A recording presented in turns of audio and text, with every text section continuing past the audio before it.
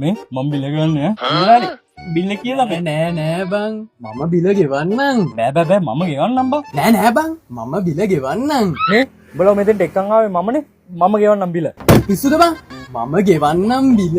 ඊවන්නකෝ බමු මේ ඔබ දන්නේ නැද්ද මගේ බාප්පගේ පුංචි අම්මගේ කිරියත්ත බෙදලින් එක්ක ලොකු අම්මේ පාතාල සම්බන්ධතාව තියෙනවා. දන්නවනේ මං ගෙවන්නම් බිල. ඔබ දන්නේ නැහැ මං ගැන.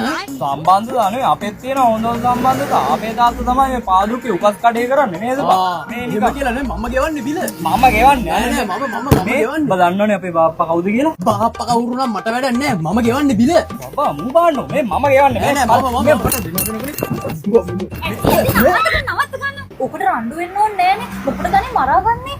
හරි අපි මෙහෙම කරමු. ගන්නකො ඔයාලා දෙන්නගෙන් පර්ස් එක අපි භාගි දාලා බිල ගෙවමු. පර්ස් එක අනේ ගන්න. ඕනෙමද? ඕනෙමද කියන්නේ දැන් බිල ගෙවලන්නේ දෙන්නත් එක රණ්ඩුනේ. ගන්න. කොපෙන්න.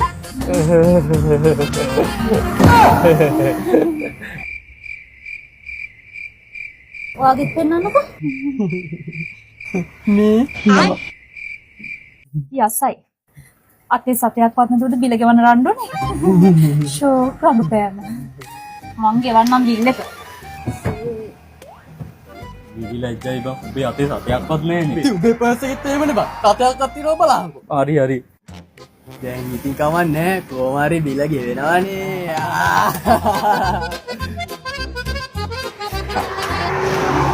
හරි යම මහත්තයල කොයිද? ඇයි අපි යන්න එපාද? නෝනගෙව්වේ නෝනගේ බිල විතරයි. මහත්තයලා බිල ගන්න මමද? මහත්තයලාට ගෙවන්න ඉතින් සල්ලි නැත්තම් දෙකින් ඉගන්න උඹ ගාව එක රුපියල් 100ක් තිබුණේ නැහනේ. අනේ උඹ හරි සල්ලිකාරයන්. ඒකනේ අපි මේ පිගා ගොඩන්නේ. මේ ටික තෝදපන්. කඩේ අතු ගානක් තියෙනවා. අරවන ගෙදර කට්ටියත් එක්කම කෑම අරන් ගියානේ.